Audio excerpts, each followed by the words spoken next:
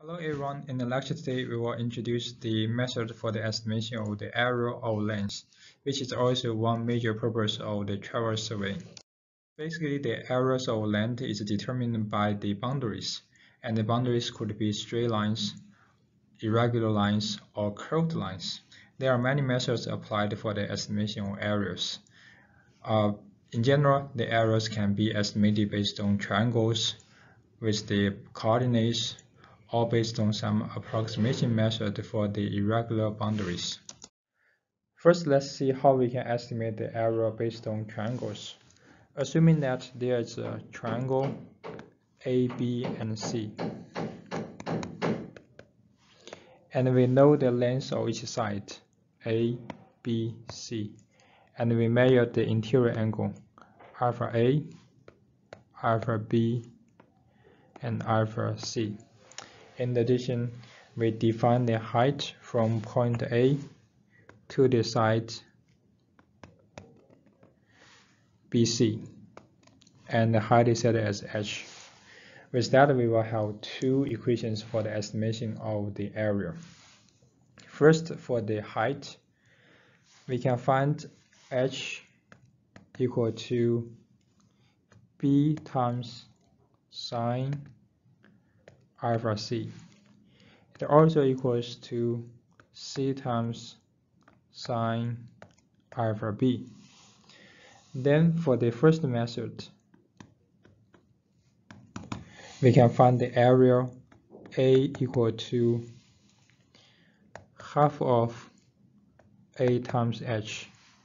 That is half of A times B times sine alpha c. It also equals to half of A times C times sine alpha b. For the second method, we can actually apply the length of all the sides and also the perimeter of the triangle for the estimation of the area. Method 2, the area equal to square root of s times s minus a times s minus b times s minus c. Here s is defined as half of the perimeter of the triangle. That is 1/2 of a plus b plus c. Now let's see the example for the estimation of the area for the triangle. Here we are considering the regular triangle with the length of the side as 6.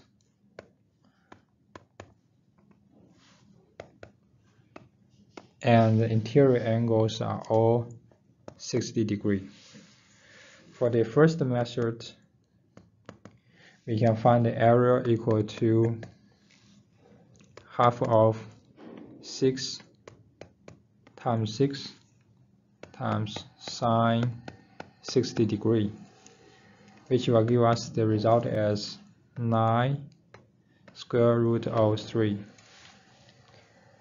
And with the second method, we first need to identify the value of s, which is 1/2 of a plus b plus c. In this case, it's 9. And then we can get the area as square root of s times s minus a, s minus b, and s minus c. That is the square root of 9 times 3 times 3 times 3, which is also 9 square root of 3. Both methods can give us the same result.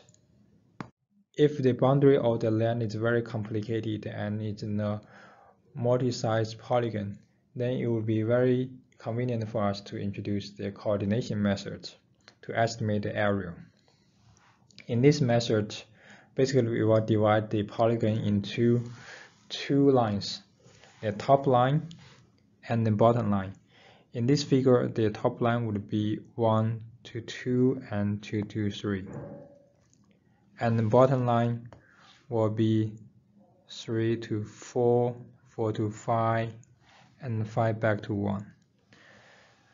We need to estimate the area of the length based on the area difference of the top line and axis and bottom line plus the axis, which would be the area of the red region minus the area of the green region, as shown here. So we have A equal to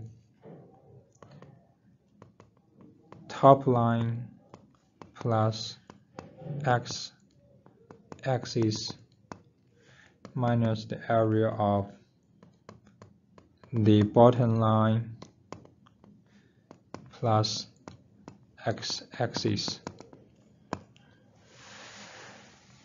For this specific case, if we are provided with the coordinate of all the corners, we can estimate the areas of the polygon as half of y1 plus y2 times x2 minus x1 plus half of y2 plus y3 times x3 minus x2 plus half of y3 plus y4 times x4 minus x3 plus half of y4 plus y5 times x5 minus x4 plus half of y5 plus y1 times x1 minus x5. And this equation can also be extended to the polygon with more than 5 sides. Now let's see the general formula for the n-side polygon.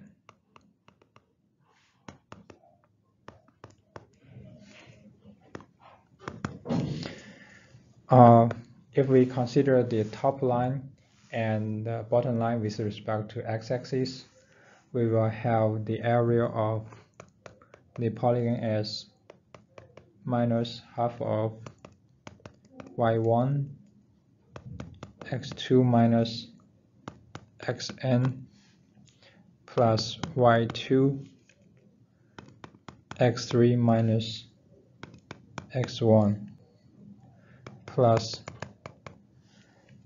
yn x1 minus xn minus 1. If we work with the left and the right lines with respect to y-axis, which is similar to the x-axis, we will have the area as half of x1 y2 minus yn plus x2 y3 minus y1 plus yn xn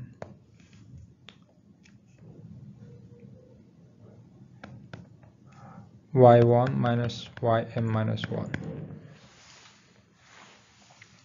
Then if we add these two equations together, we will have 2a equal to x2 y1 plus x3 y2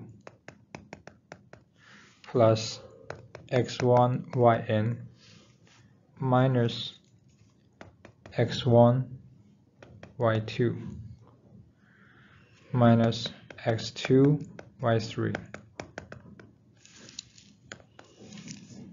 minus xn y1. And this is actually one simplified formula for us to find out the area of the n-side polygon. If you are provided with the coordinates of all the corners, you can actually write them in two rows, y1, y2, y3, until you get a yn and y1, x1, x2, x3, xn, and x1. With that, you can combine the two contents from the row above and the row below, and also consider the products of the other two terms in these two rows. If you sum all the products with the purple arrows and minus all the products with the red arrows, then you can get the value of 2a, which would be twice of the n-sided polygon area. Now let's check one example for the estimation of the area for the 5-sided polygon based on the coordination method. Assuming that we are provided with the coordinates of all the 5 points of this 5-sided polygon, in the solution we need to list the two rows for the x-coordinate and y coordinate. That is, for y we have 1, 2, 3, 4, 5, and 1, and for x similarly we have the set of 5 values. Y we have 1 as 300, 800, 1200, 1000, 400, and 300. For x we have 300, 400, 600, 1000, 1200, and 300. Then based on the method that we showed in the previous page, we need to first find out the product along with the blue arrows, and then we find out the product with the red arrows. So that is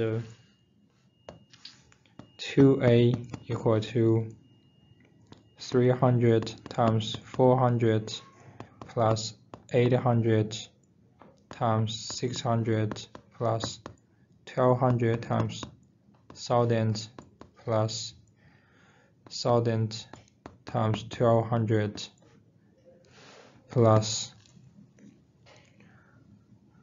400 times 300, and then minus 300 times 800 minus 400 times 1200 minus 600 times 1000 minus 1000 times 400 minus 1200 times 300. So you can find out the result as 1,040,000, which will give you the area of the polygon as 520,000. So that's the way for us to implement the coordination method. It will be relatively easier for us to calculate the areas of land with straight line boundaries. However, if the boundaries are irregular or curves, then the calculation would be very complicated. At most of the method for the irregular boundaries, we will divide the boundaries into multiple segments and apply the approximation for each segment. The first method that can be applied for the estimation of area with irregular boundary is the trapezoidal rule. In this rule, the boundary is divided into a set of segments with the same interval, which is shown in the figure here. The interval of each segment is d, and the boundary is assumed to be in a straight line in each segment. We measure the height of the boundary at the beginning and end of that segment. For example, for the first segment, the height at the beginning is h1 and at the end is h2. This is applied for the other segments. Then the area can be estimated as trapezoidals. For the first one, it's a half of h1 plus h2 times d. And for the second one, it's a half of h2 plus h3 times d. And this one can be applied for the other segments. Eventually, we have 1/2 of hm minus 1 plus hn times d. Here n is the total number of the segments we divided. And this one can be summarized as d times half of h1 plus hn over 2 plus h2 plus h3, and here we get hm minus 1. Now let's check one example for the estimation of the area with the trapezoidal rule. In this example, we want to find out the area between the traverse line and the curved boundary. The interval is set as 5 meters, and the value of the offset is measured as h1 equal to 3.2, h2 equal to 10.4, h3 is 12.8, h4 is 9.8, and h5 is 4.4.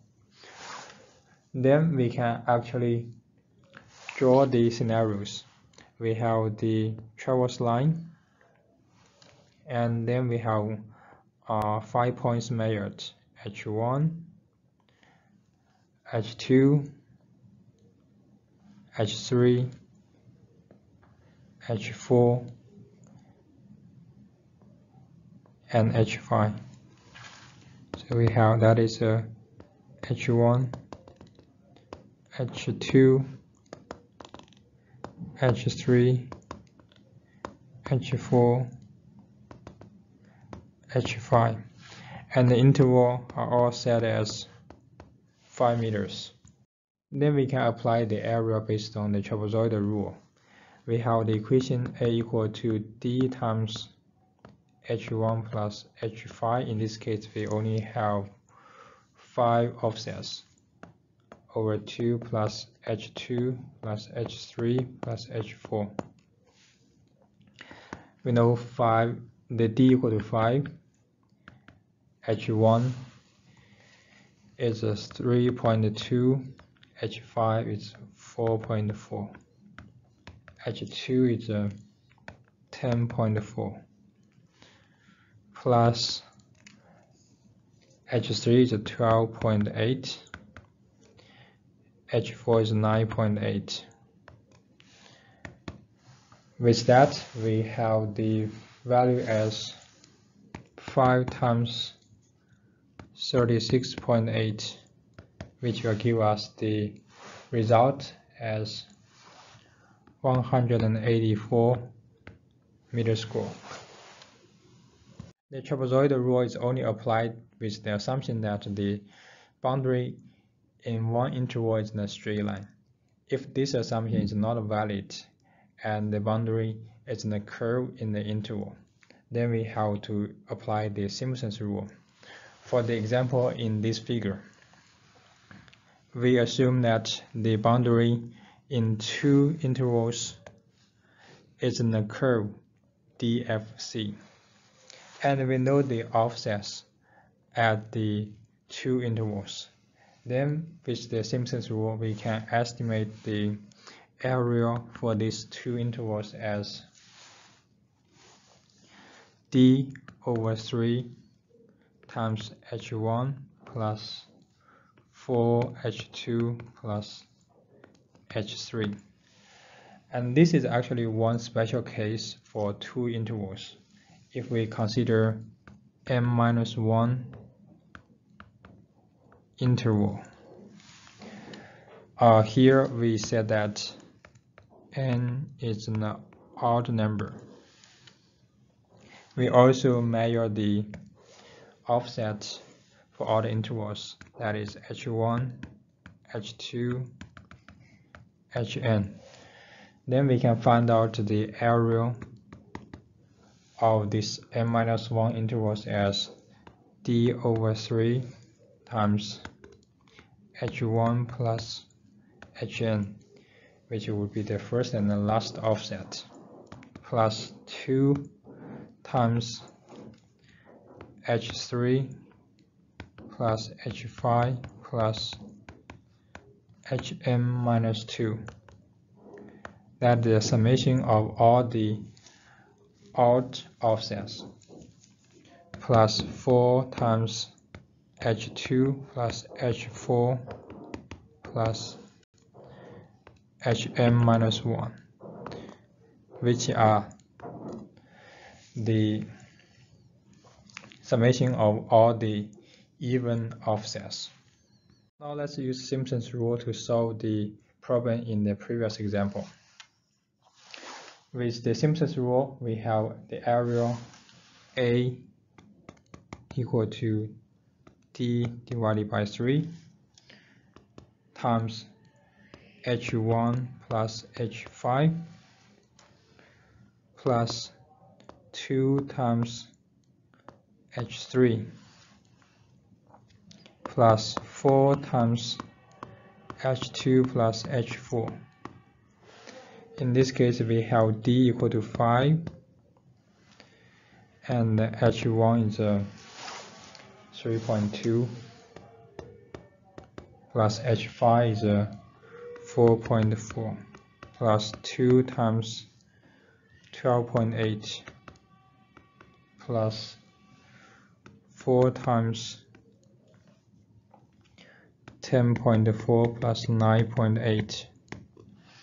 With that, we can find out the value as 190 square meters, which is very similar to the one we obtained previously as 184. If we assume that the boundary is in a curve, we can find out the exact area covered by that curve. Let's take a look at the figure in this page. Assuming that we know the distance of the chord from the point E to F as L, and we know the maximum offset from the curve to the chord as M. Also, we measured the angle of this curve as capital I. And with this information, we are able to find out the area covered by this curve and the chord. First, we need to identify the radius of this curve. From the property of the circle, we can actually find that the tangent of I divided by 4 equals to 2m divided by L. And we are also able to find out the value of R equal to L divided by 2 times sine I over 2. And then we can find out the area covered by the curve in the circle. So that will be the area in the green region. So we have the area as AS equal to pi r squared times I divided by 360 degrees. And then we can estimate the area of the triangle OEF equal to L times R times cosine half I divided by 2. That also equals to R squared divided by 2 times sine I. If you apply the equation to this formula and replace L. And then the area between the curve and the chord is set as AS minus AOEF, which is R squared times pi I over 360 degree minus sine I over 2. Now let's check one example to see how we can use the segment of the circles for the estimation of the area. In this example, we assume that the chord length is 80 meters and the meter ordinate is 10 meters. So that is, in this example, we have L equal to 80 and M equal to 10. We want to find out the area. In the solution, first we need to find out the value about the angle I. We have tangent I over 4 equal to 2m over L. That is 20 over 80, which is 0.25. With that, we can find I equal to 50.145 degree. Second, we need to estimate the value of R, which is the radius of the curve. R equal to L over 2 times sine I over 2. This will give us the value as 85. And finally, we can find out the area based on the formula we provided in the previous page. A equal to R squared times pi times I over 360 degree minus sine I over 2. And the area is 539.9 square meters.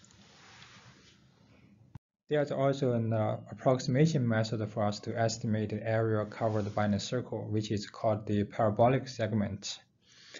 In this method, the area is defined as 2/3 of L times M. Then if we go to the previous example, we have M equal to 10, L equal to 80. With that, we can find out the area as 2/3 times 80 times 10 equals to 533.3, which is very similar to the one we estimated as 539.9. So that's all about lecture today. Thank you very much for your attention. With that, we finished all the contents in the topic of the traverse, including the basic traverse surveying techniques, traverse computation, and area of length.